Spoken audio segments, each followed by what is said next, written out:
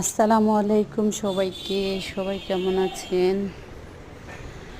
আজকে একটা video share করব, সেটা হচ্ছে আমি ছবি তোলার জন্য বা ভিডিও করার জন্য বিড়ালগুলোকে এক জায়গায় রাখতেই পারতেছি না।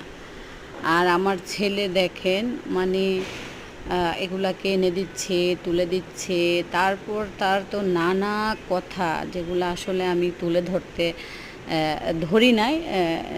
ধরার না ধরার অনেক কারণ আছে, কেননা এখানে আমারও কিছু ভয়েস ছিল যেগুলো শেয়ার করার মতো না।